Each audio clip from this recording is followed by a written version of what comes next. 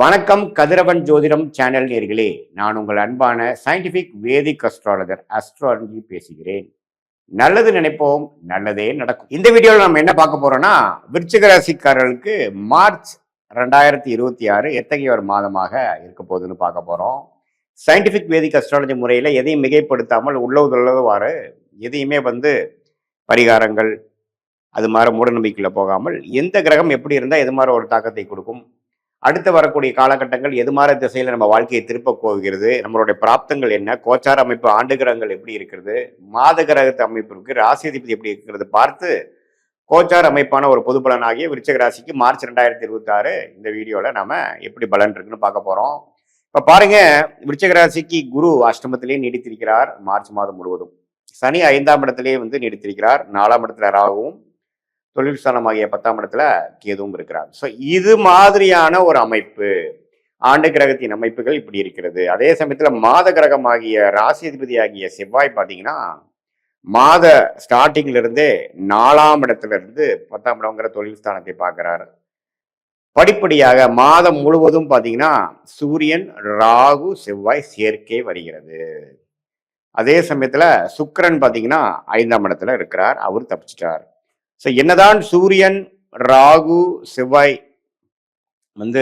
அவிட்ட நட்சத்திரம், சதய நட்சத்திரம் கிட்ட நடக்கும் பொழுது குருவின் பார்வை கொஞ்சம் நிவர்த்தியை கொடுக்கிறார், 50% நிவர்த்தியை கொடுக்கிறார். பட் என்ன இருந்தாலும் விருச்சிக ராசிக்காரர்கள் தொழில் ரீதியான விஷயத்தில், தாயாரின் உடல்நல விஷயத்தில், இடம், வீடு, வண்டி, வாகனம் விஷயத்தில் நம்ம கேர்ஃபுல்லாக இருக்க வேண்டிய, முக்கியமாக அந்த அனுஷ நட்சத்திரம்,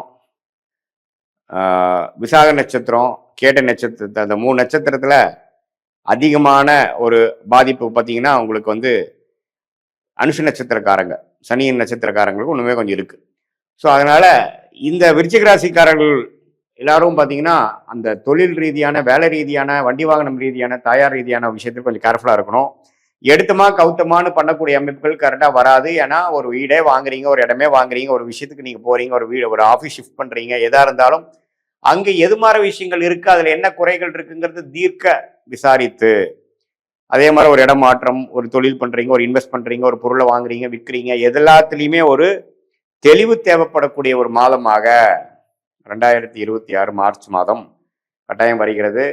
ஏன்னா ராகும் சூரியன் சேருவது தப்பு. அது சூரியனே தொழில் ஸ்தானாதிபதியாக வருவதனால் ராகுவோட சேரும் பொழுது தொழில டக்குன்னு எனக்கு கிடைக்க வேண்டிய ப்ராஜெக்ட் கொஞ்சம் பிரச்சனை ஆகுது, இது வரைக்கும் போயிட்டு இருந்த கான்ட்ராக்ட் கொஞ்சம் பிரச்சனை கொடுக்குது, வாழ்வாதாரம் கொஞ்சம் தடுமாறுது அப்படிங்கிற மாதிரி ஒரு அமைப்பை கொடுக்கக்கூடிய அமைப்பு இருக்கு. தசாபுக்திகள் நல்லா இருக்கும்போது பிரச்சனை இல்லை. பட் இருந்தாலும் கவனமாக விருச்சிக ராசிக்காரர்கள் இருக்கணும். அதே மாதிரி தாயார்கள் உடல்நலம் கோளாறுல இருக்கிற விருச்சிக ராசிக்காரர்கள் கொஞ்சம் கவனமா பார்க்கணும். உண்மையிலேயே ட்ரீட்மெண்ட் கரெக்டாக போயிட்டு இருக்கா, தவறாக போயிட்டு இருக்கா, எப்படி போயிட்டு இருக்குங்கிறதெல்லாம் பார்க்கணும். அதே மாதிரி அவங்களுடைய வாழ்வாதாரம், வண்டி வாகனத்தில் போகிறது எல்லாத்துலேயுமே கொஞ்சம் கேர்ஃபுல்லாக இருக்கணும். அதே மாதிரி வண்டி வாகனத்தில் போகும்பொழுது அந்த ராகு சூரியன் சம்மந்தப்படும் பொழுது வண்டியில் கோளாறு ஆகுறது, திடீர்னு நடு ரோட்டில் நிற்கிறது, அதெல்லாம் இருக்கும். இன்சூரன்ஸ்லாம் கரெக்டாக பண்ணியிருக்கீங்களா இல்லைங்கிறதெல்லாம் கொஞ்சம் பார்த்துக்குங்க. சில இடத்துல லேப்ஸ் ஆகிடும், அதை நம்ம கவனிக்காமல் விட்டுருப்போம். அது மாதிரி விஷயங்கள்லாம் உண்டு.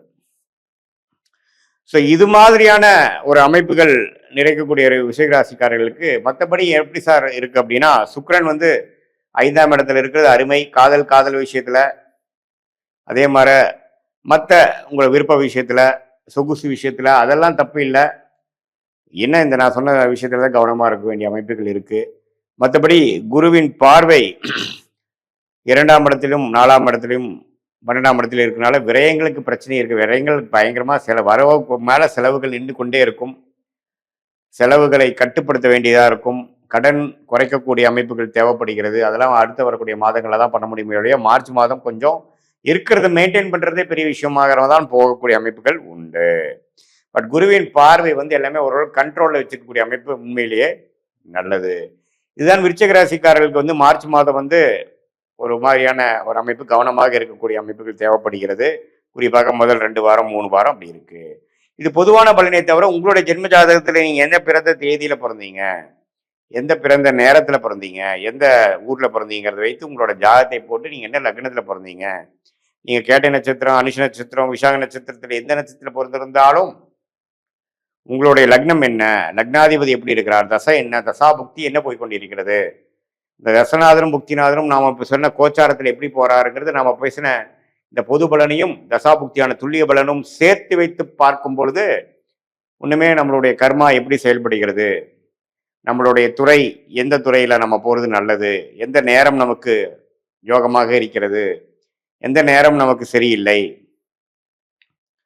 எது மாற மேல் படிப்பு வந்து மாணவர்கள் படித்தால் நல்ல ஒரு அமைப்பு இருக்கு, எப்போ வந்து நமக்கு அட்மிஷன் கிடைக்கும், எப்போ நமக்கு வெளிநாடு போவோம், விசா எதிர்பார்க்குறவங்களுக்கு வெளிநாடு, எப்போ வெளிநாடா உள்நாடா, அரசு உத்தியோகமா அல்லது நம்ம பிரைவேட் செக்டாரா, தொழிலா வேலையா, எந்த மாதிரி துறையில போகலாம், பார்ட்னர்ஷிப் நமக்கு ஒத்து வருமா வராதா, திருமணம் எப்போ நடக்கும், குழந்தைகள் எப்போ நமக்கு வரும், குழந்தை புத்திர விஷயங்கள் எப்போ நமக்கு கிடைக்கக்கூடிய அந்த பிராப்தம் கிடைக்கக்கூடிய அமைப்புகள் இருக்கு, எப்போ வந்து நம்ம நெக்ஸ்ட் லெவல் லைஃப்ல ஸ்டேஜில் நமக்கு முன்னேறுவோம், இப்படியே வாழ்க்கை போயிட்டு இருக்குது, எப்படி நம்ம வந்து முன்னேறுவோம், மாறணுமா, இடம் மாறி தான் முன்னேறுவோமா அல்லது இருக்கிற இடத்துலயே முன்னேற முடியுமா, நம்ம குழந்தைய ஃபேமிலியை பிரிஞ்சிருக்கிறமே எப்போ சேர்ந்து இருக்க முடியும், இது மாதிரி எல்லா மனதில் இருக்கக்கூடிய கேள்விகள் எல்லாமே சயின்டிபிக் வேதிக் அஸ்ட்ராலஜி முறையில் எந்த விதத்தையும் மிகைப்படுத்தாமல் உள்ளவாறு ஒரு கிரகம் நீங்க பிறக்கும் பொழுது பிறந்த தேதி, பிறந்த நேரம், பிறந்த ஒரு வச்சு எது மாதிரி இருக்கு, ஸ்தான பலம் எப்படி இருக்கு, திக்பலம் எப்படி இருக்கு,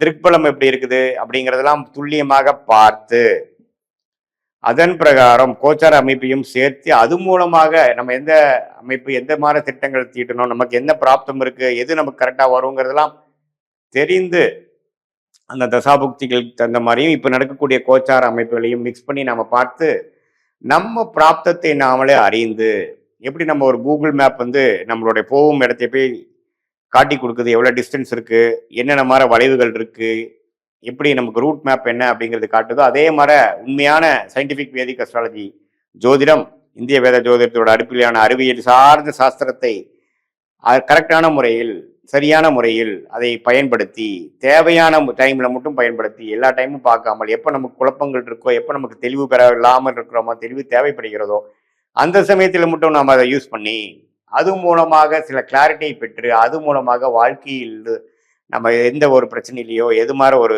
விஷயத்துல பின்தங்கி இருக்கிறோமோ அதிலிருந்து மீண்டு வந்து நம்மளுடைய பொட்டன்ஷியல் என்ன, நம்மளோட தகுதி என்னங்கிறதை தெரிந்து நம்மளுடைய பிராப்தத்தை அறிந்து அந்த நம்மளோட டைம்லைன்ஸை அறிந்து தக்க முயற்சிகளை செய்து தக்கவாறு திட்டமிட்டு காலமறிந்து செயல்பட்டு நம்மளுடைய பொட்டன்ஷியல் நம்மளுடைய தகுதிக்கு தகுந்த மாதிரி வாழ்க்கையில் எந்த துறையில போறோமோ எந்த டைரக்ஷன்ல போறோமோ அந்த மாதிரி சமயத்தில் கரெக்டான ஒரு அமைப்பில் போய் நம்ம ஜெயித்து உடல் நலம் பேணிச்சு நம்மளுடைய தேவையற்ற பழக்கங்கள்னாலையும் தேவையற்ற எண்ணாற்றங்கள்னாலையும் இருக்கக்கூடிய நிம்மதியை கெடுக்காமல் ரியாலிட்டி என்ன, நம்மளை சுற்றி இருக்கக்கூடிய ரியாலிட்டி என்ன, இப்போ எப்படி சிங்க் ஆகி போகுது, நம்ம வந்து வாழ்க்கையில் வந்து ஒர்ஸ்ட் ஓவரா, உண்மையில்தான் தான் குட் இஸ் கம்மா இப்போ வரப்போகுதா, இதெல்லாம் தெரியும் பொழுது நம்ம என்னன்னா நீங்க தான் வாழ போறீங்க, அதுல ஒன்றும் மாற்றம் இல்லை. பட் என்னன்னா தெளிவு பிறந்தால் வழி பிறக்கும் அப்படிங்கிறது தான் வந்து அடிப்படை. அந்த தெளிவு எப்படி சார் கிடைக்கும் அப்படின்னா நம்மளை பத்தி நம்மளே அறியுது. அது எப்படின்னா ஜோதிடம் வந்து